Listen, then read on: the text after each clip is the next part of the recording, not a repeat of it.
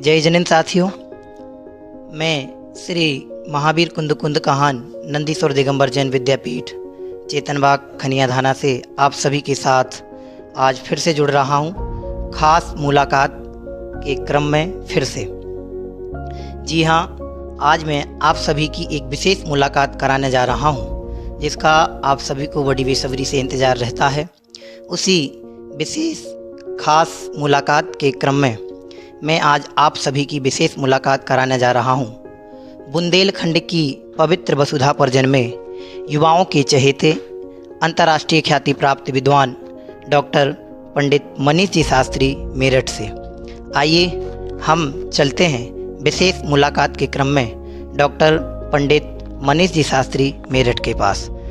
आज कुछ प्रश्नों के माध्यम से आप सभी की चर्चा, आप सभी की शंकाओं का समाधान एवं आदरणीय भाई साहब के मुखारबिंद से जो जिनशासन की निर्बाध प्रभावना आज हो रही है, अनेकों हृदयों पर जिनवाणी की जो पवित्र अमिट छाप जिनके माध्यम से स्पष्ट लक्ष्य दिखाई देती है, प्रसारित हो रही है, ऐसे युवाओं के चहेते युवा हृदय सम्राट विद्वान डॉक्टर पंडित मनीष जी शास्त्री मेरठ से बढ़ते हैं हम पहले प्रश्न की ओर। आदरणीय भाई साहब से इस खास मुलाकात के क्रम में हमारा पहला प्रश्न है, आपका अतीत कैसा रहा? आप सभी को जय जिनेंद्र। अतीत हमारा उम्मीद से भी अच्छा रहा।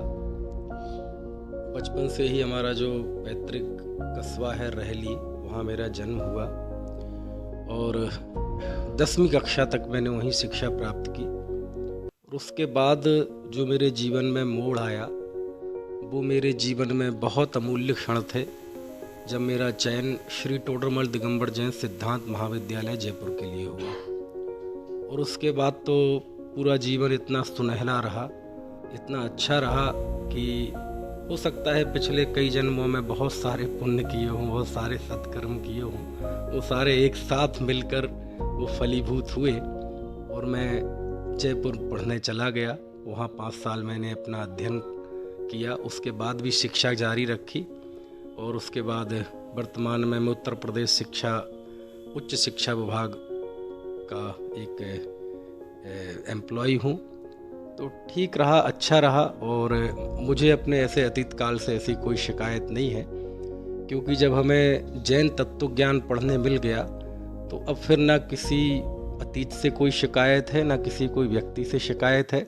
ऐसा लगता है बहुत बड़ी अमूल्य निधि मिल गई, इसलिए सब कुछ अच्छा ही अच्छा लगता है। अब तो बस यही है कि अतीत जो बीता भविष्य और सुनहला हो, तत्व ज्ञान और जीवन में समाये, आगे और हम है ना अंतरोन्मुखी पुरुषार्थ करें, संयम अंगीकार करें, और ऐसी ही भविष्य की योजना है।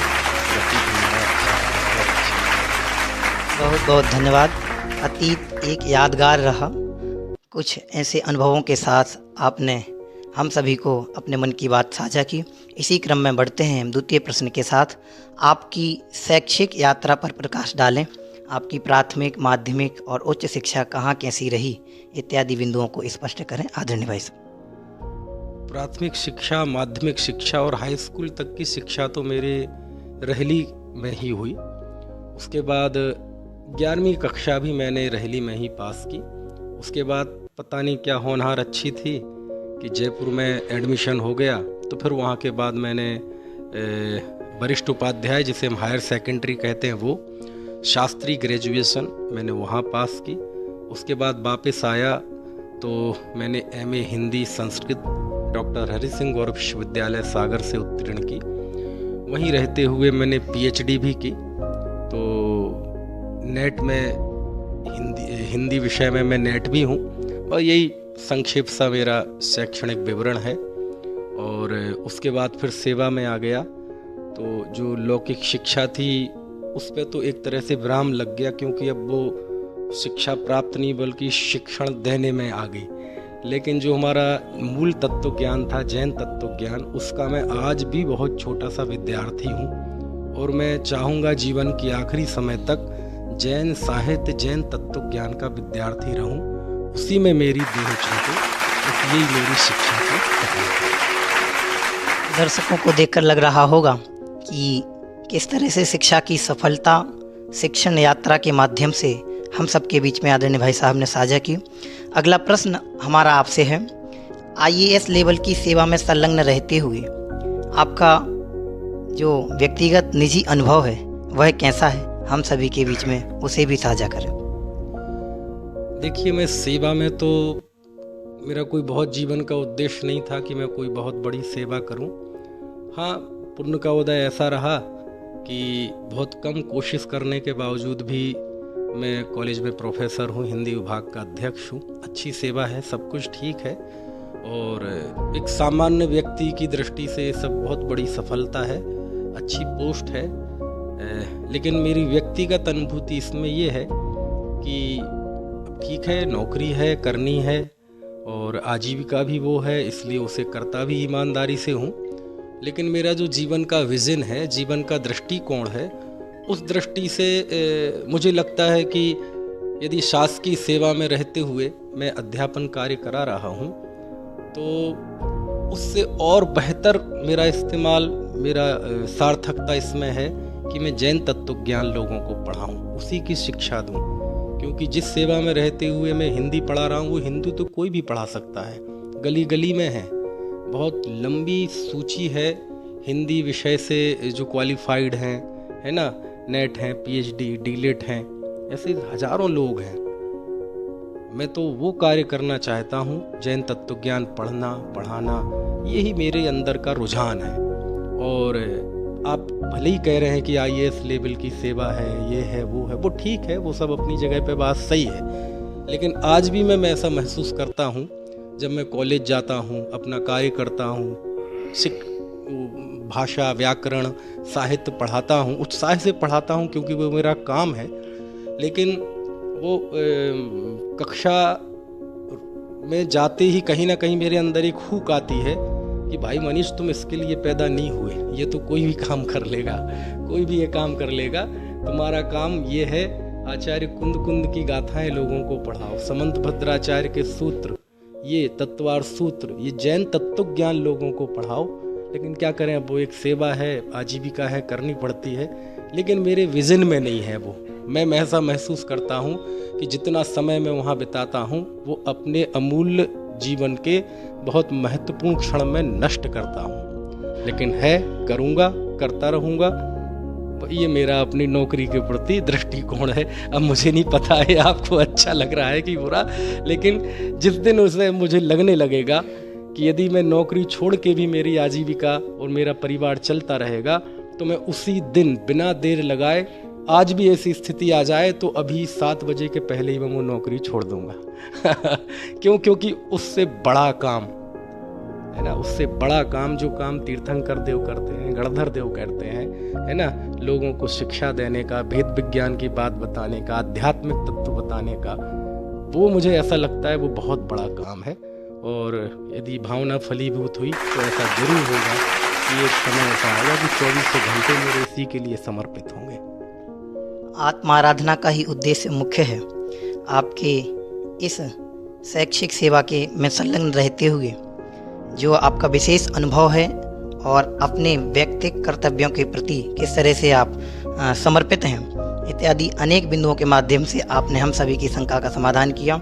हमारा अगला प्रश्न आपसे इसी क्रम में है कि आपकी दृष्टि में प्राणी मात्र की उन्नति का आधार क्या है? देखो, प्राणी की उन्नति 2 तरह से होती है, एक तो भौतिक उन्नति और एक आध्यात्मिक उन्नति। देखो, भौतिक उन्नति की चिंता हमें ज़्यादा नहीं करनी पड़ती। हर व्यक्ति अपने हिसाब से, अपनी प्रतिभा के हिसाब से, अपनी साधनों के हिसाब से लौकिक क्षेत्र में कुछ ना कुछ सफलता प्राप्त कर ही लेता है।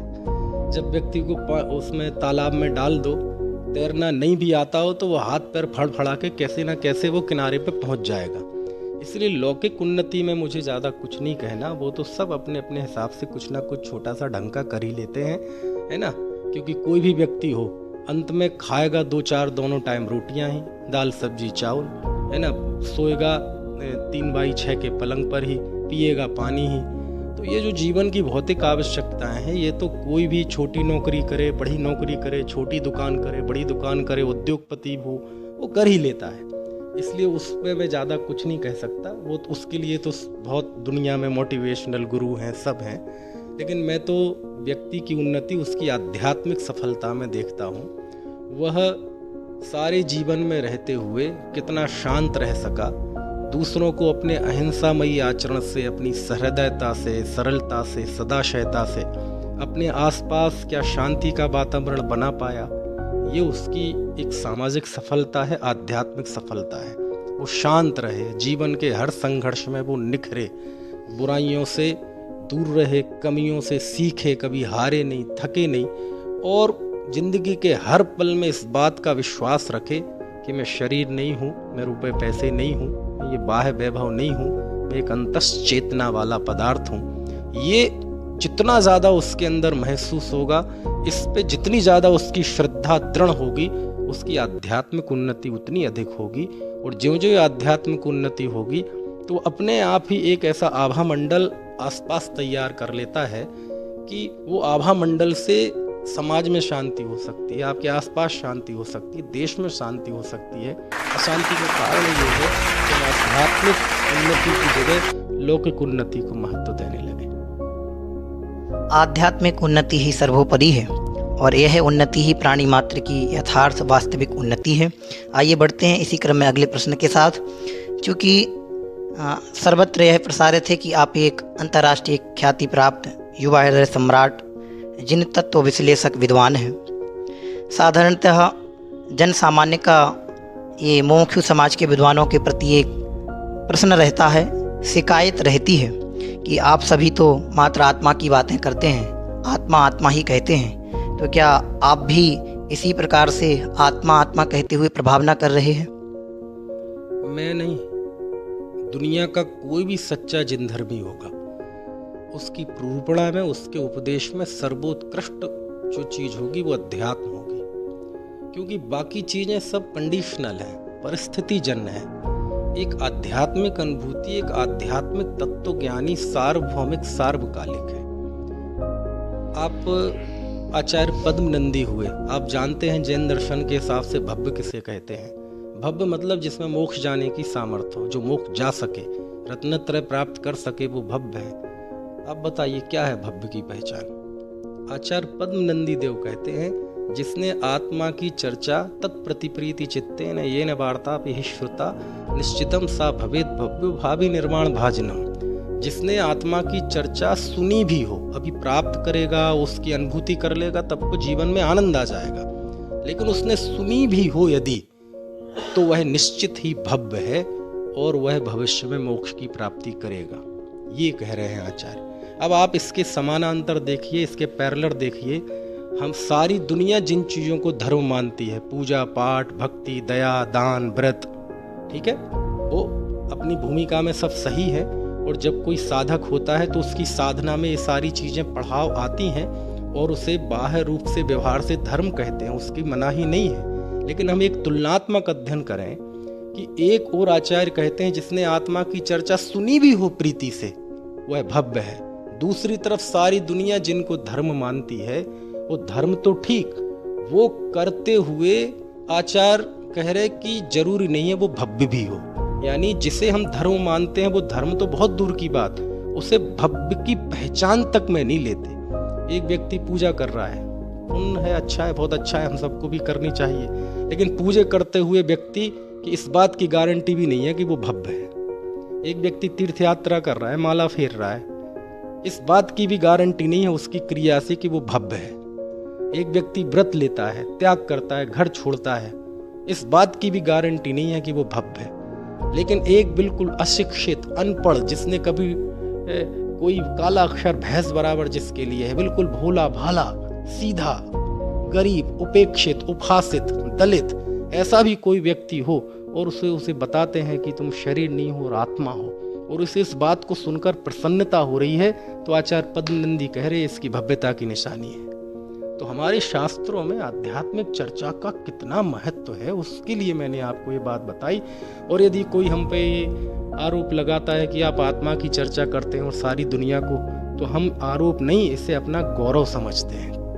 क्यों? क्योंकि जो काम दुनिया के बड़े बड़े प्रवक्ताओं को करना चाहिए, जब उन्होंने वो काम छोड़ दिया तो हम जैसे तुच्छ प्राणियों को ये काम करना पड़ रहा है। और ये मेरे लिए आरोप नहीं, ये गौरव है। जीवन की आखिरी श्वास तक मैं स्वयं भेद ज्ञान का अभ्यास करूंगा और दुनिया को भी यदि कोई प्रेरणा दूंगा तो इसी की ही दूंगा, क्योंकि ये ही जैन दर्शन के केंद्र में है। क्योंकि भेद ज्ञान, आत्मानुभूति, इसको यदि जैन दर्शन से निकाल दिया जाए तो क्या बचेगा? रूखा है, रस ही उसमें से चला जाएगा। आम में से मिठास निकाल दो, क्या बचेगा? इसलिए जो ये आरोप है, ये आरोप नहीं, ये हमारी ताकत है, ये हमारा गौरव है। और इस ताकत को हम आखिरी श्वास तक बरकरार रखेंगे। आप अपने स्वाध्याय के दौरान सभाओं के मध्य युवाओं को शास्त्री करने की प्रेरणा प्रदान करते हैं। आपने स्वयं पंडित टोडरमल स्मारक ट्रस्ट जयपुर से शास्त्री किया हुआ है। आपकी दृष्टि में पंडित टोडरमल स्मारक ट्रस्ट जयपुर का क्या महत्व है? बस ऐसे ही महत्व समझ लो जैसे देश आज़ाद हुआ था तो आज़ादी में जो स्थान भारतीय राष्ट्रीय कांग्रेस का था, है ना, कांग्रेस के लोगों का था, गांधी जी का था, मतलब वो सब। तो ऐसे ही आज जो भी आध्यात्मिक क्रांति हुई और इस युग में आध्यात्मिक शास्त्रों का प्रकाशन पठन तो बहुत पहले से चलन में था। पंडित टोडरमल जी, बनारसी दास जी के ज़माने से इस युग में भी रहा, लेकिन वो इतना कम रहा और इतने थोड़े से लोगों के बीच में रहा। लेकिन अचानक ये आध्यात्मिक क्रांति हुई आध्यात्मिक सतपुरुष श्री कांजी स्वामी के उदय से। जब उन्होंने श्वेतांबर मत छोड़कर दिगंबर अपनाया तो एकदम आध्यात्मिक क्रांति आ गई पूरे देश में। उन्होंने भेद ज्ञान की बातों को, समय सार की विषय वस्तु को, जिन अध्यात्म की रूपणाओं को जन जन का विषय बना दिया। लेकिन उनके जाने के बाद यदि इस धारा को जीवंत बनाए रखा, इसको जन जन की विषय वस्तु बनाए रखा, तो इसमें सबसे बड़ा यदि किसी को हम इसका श्रेय दे सकते हैं तो वो पंडित टोडरमल स्मारक ट्रस्ट को है। क्या नहीं किया उन्होंने, देश को 1000 से ज़्यादा विद्वान दिए। आज दाव दुनिया में कौन सी संस्था ऐसी है जो समाज को 1000 विद्वान दे सके? वो मुट्ठी भर लोगों ने, जो मुट्ठी भर लोग भले ही हैं लेकिन जिनकी ताकत कितनी है आप इस बात से अंदाज़ा लगा सकते हैं। आज पूरे भारतवर्ष में क्या पूरे विश्व में चले जाओ, जहाँ भी दिगंबर जिन मंदिर होगा, यदि वहाँ शास्त्र और पुस्तकें भरी हुई होंगी तो आप देखना उसमें आधे से ज़्यादा पुस्तकें, आधे से ज़्यादा शास्त्र पंडित टोडरमल स्मारक के होंगे। पाठशालाएं खोली, पूरे भारतवर्ष में सैकड़ों की तादाद में पाठशालाएं खोली, ग्रुप शिविर लगाए, आज भी लगा रहे हैं, पंचकल्याणक प्रतिष्ठाएं कराई, सैकड़ों मंदिरों की प्रतिष्ठा कराई। और मैं तो ये समझता हूँ अभी कोरोना का काल आया, 2 साल कितना विषम काल रहा पूरे विश्व के लिए। सारी संस्थाएं मुसीबत में आ गई, मतलब कितनी तरह की आर्थिक दिक्कतें, सामाजिक दिक्कतें। लेकिन उस विषम परिस्थिति में भी पंडित टोडरमल स्मारक बिल्कुल ऐसा अडिग खड़ा रहा, दिन दिन रात रात चौगनी वृद्धि करता रहा, उसका तेज, उसका प्रकाश बढ़ता रहा। उसका कारण है कि टोडरमल स्मारक की जो सकारात्मक नीति है, हम किसी से लड़ेंगे नहीं, हम किसी से झगड़ेंगे नहीं, हम अपना काम करेंगे, तत्व प्रचार का, आध्यात्मिक मूल्यों के प्रचार का हम काम करेंगे। कोई हमें किसी को जवाब नहीं देना, हमें कोई ऐसे झगड़ों में नहीं पड़ना जिससे हमारे इस अभियान में, हमारे इस प्रचार प्रसार प्रभावना के काम में बाधा पहुँचे। तो ये सारी चीज़ें जो टोडरमल स्मारक में हैं वो उसे जीवंत बनाती हैं। और मैंने जीवन में बहुत संस्थाएं देखी, और इसलिए नहीं चूँकि मैं उसकी छत के नीचे पड़ा हूँ। हकीकत में टोडरमल स्मारक जैसी संस्था पूरे विश्व में नहीं है, पूरे विश्व में नहीं है। उसकी जो कार्य करने की शैली है, जो पॉजिटिव अप्रोच है, लोगों तक तो पहुँचने की ताकत है, हर चीज़ को बहुत अच्छे से प्रबंधन करने की ताकत है, वो टोडरमल स्मारक को बड़ी विशिष्ट बनाती है। 50 साल से ज़्यादा उस संस्था को हो गए, उसकी जड़ें इतनी गहरी हैं, उस संस्था का सम्मान इतना गहरा है, विरोधियों के अंदर भी टोडरमल स्मारक का सम्मान इतना गहरा है कि उसकी बात आप कल्पना नहीं कर सकते। टोडरमल स्मारक उस दौर की संस्था है जब उस समय कोई संस्थाएं नहीं थी, केवल अकेली संस्था थी। ना अलग से कोई मंदिर होते थे, ना स्वाध्याय भवन होते थे। उसी संस्था ने सब समाज के बीच में रह के तत्व प्रभावना की है। उस का जो उसने जो बीज बोए, आज वही फल हम सब काट रहे हैं, वही फसल हम आज खा रहे हैं। इसलिए जितना कहा जाए उतना कम है। आप, चूँकि हम सब जैन हैं और जैन धर्म के प्रचार प्रसार में संलग्न हैं, वर्तमान समय में जैन समाज के अनेक विभाजन होते जा रहे हैं। ऐसे विभाजन के समय में जो कुछ मात्रा में ही जैन हैं, तो ना कुछ के बराबर होते हुए भी जैन समाज की एकता, अखंडता, समरसता कायम बनाए रखने के लिए समाज के लिए आपका विशेष संदेश? मेरा संदेश ये है कि देखो, तत्व ज्ञान धर्म बड़ी व्यक्तिगत अनुभूति है, उसे तो आप व्यक्तिगत रखें, लेकिन जब सामाजिक मंच पे आए तो अपनी व्यक्तिगत आस्थाओं से थोड़ा ऊपर उठकर समाज के स्तर पे बात होनी चाहिए। पहली बात तो यह है कि बहिष्कार शब्द का बहिष्कार करना चाहिए। जो बहिष्कार की बात करे किसी को, उसका बहिष्कार करो, उसकी उस मान्यता का बहिष्कार करो। और जो विभाजनकारी ताकतें वो होती हैं जो धर्म नहीं बल्कि वो वर्चस्व की राजनीति करती है। तोड़ो फोड़ो, समाज को बांटो, इनको गुमराह करो, जो भी हो समाज पे हमारा वर्चस्व रहना चाहिए। तो इस तरह की जो ताकतें हैं वो समाज को एक नहीं होने देती, वो समाज के विकास में बहुत बड़ी बाधक हैं। तो हम तो ये ही चाहेंगे कि सब अपना श्रद्धान, अपना तत्वज्ञान, अपना विश्वास, अपनी आस्था, ये निजी संपत्ति है, इसे निजी ही रखना चाहिए। और हम अपनी मान्यता किसी दूसरे पे ना थोपें। हम ना माने ये कि जो हम मानते हैं सारी दुनिया वही माने, हम जैसा करते हैं सारी दुनिया वही करे। जो दुनिया जैसा हम चाहते हैं वैसा करे वो धर्मात्मा है, वो ज्ञानी है। और हमारे विरुद्ध जो करता है वो सब अज्ञानी है, वो सब पापी है, महामिथ्या दृष्टि है। उन्हें नगर से बाहर निकाल दो, उन्हें देश से बाहर निकाल दो, उन्हें जीने का अधिकार नहीं है। ये कहाँ की बात है ना? तो मेरा तो यही है, अपनी धर्म एक व्यक्तिगत अनुभूति है, लेकिन जब हम अपनी व्यक्तिगत अनुभूति से बाहर जब दूसरे से जुड़ते हैं तो अपनी मान्यताओं को किसी पे थोपने की कोशिश ना करें। और इतनी सी चीज़ सीख जाएंगे तो समाज में समरसता आ जाएगी। ये देखो, आधार कार्ड हमारी ये अंगूठा है, अंगूठे का इतना निशान है।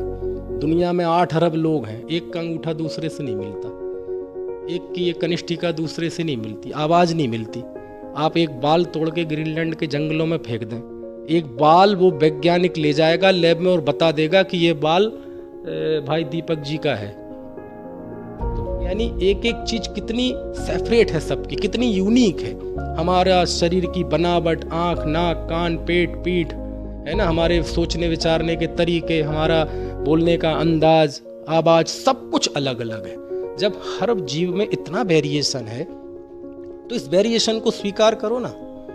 और जब मैं आचार्य कुंद देव के चरणों में गया तो वो लिखते हैं एक शास्त्र नियम सार, उसमें लिखते हैं णाणा जीवा णाणा कम्मा णाणा बेहम हवे लद्धी तम्हा बैण विवादम सग पर समय ही बज्जो। ये गाथा मैंने बड़े बड़े मंचों पे सुनाई है और इसमें दर्शन बताया कि कुंद आचार्य का ये दुनिया के प्रति वेरिएशन है, यहाँ से वो कैसे शांति और समता और सहिष्णुता के सूत्र निकालते हैं।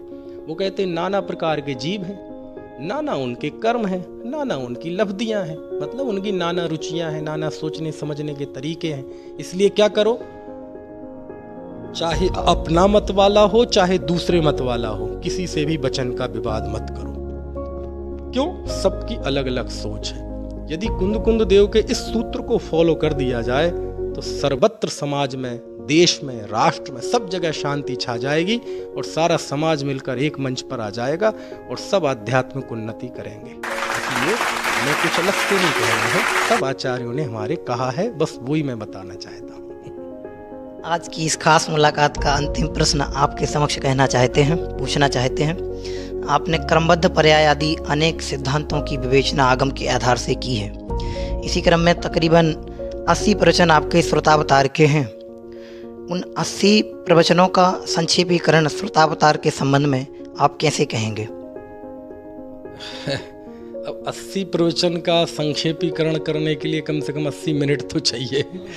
80 मिनट ना हो 8 मिनट चाहिए, लेकिन चलो मैं 1-1.5 मिनट में बताने की कोशिश करता हूँ।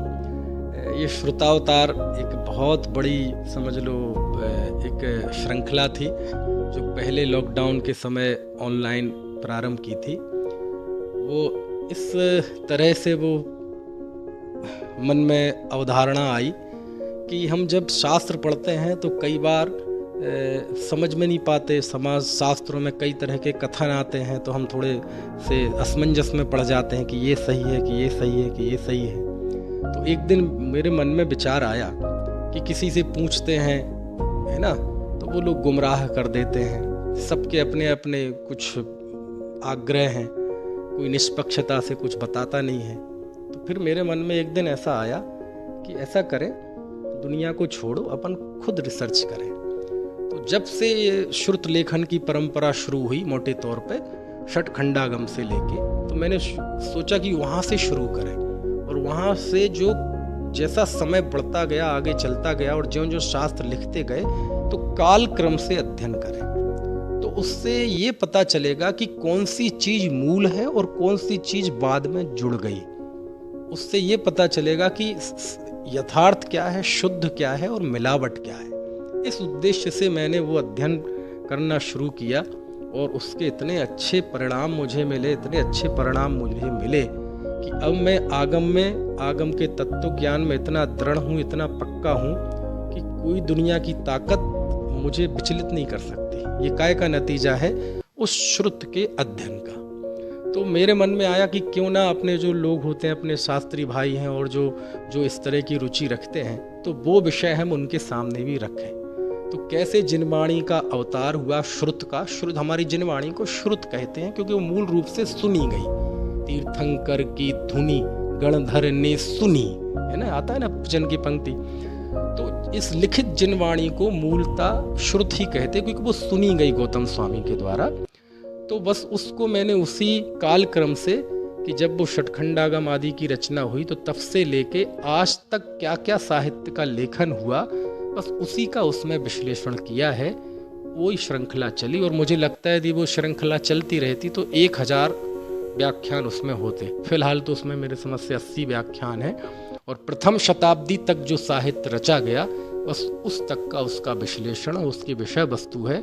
और वो मेरे अपने जीवन की एक बहुत अमूल्य निधि है। वो मैंने इसलिए संचित की थी यूट्यूब पे कि ताकि मैं खुद सुन सकूं। मैं खुद भी सुनता हूं, खुद आनंदित होता हूं क्योंकि स्मरण में से निकल जाती हैं चीज़ें। तो इसलिए वो पहली शताब्दी तक की जो आगम परंपरा थी, तत्वार सूत्रकार तक, बस वहाँ तक जो साहित्य रचा गया उसका विश्लेषण उसमें है। आचार्य कुंद देव के पूरे आगमों का विश्लेषण है, सब है उसमें।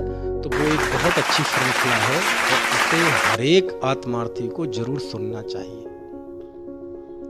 बहुत बहुत धन्यवाद ज्ञापित करना चाहता हूँ। आज आदरणीय मनीषी भाई साहब मेरठ का खनिया धाना प्रवास के दौरान जो यहाँ पर प्रवचनसार महामंडल विधान चल रहा है, इस समय आपका यहाँ संपूर्ण समाज को विशेष समागम प्राप्त हुआ और व्यस्ततम समय में आपके माध्यम से कुछ विशेष प्रश्नों के साथ आपसे यह मुलाकात हमारी सभी दर्शकों के साथ हुई। हमारे समस्त साधर्मी जनों के मध्य आपके मुखारबिंद से जो जैनत्व की दृढ़ता के प्रचार प्रसार से संबंधित, भावना से संबंधित कुछ प्रश्नों के माध्यम से जो सामाजिक समरसता को बरकरार बनाए रखने हेतु संक्षेप में कुछ संदेश आप सभी तक पहुंचा है।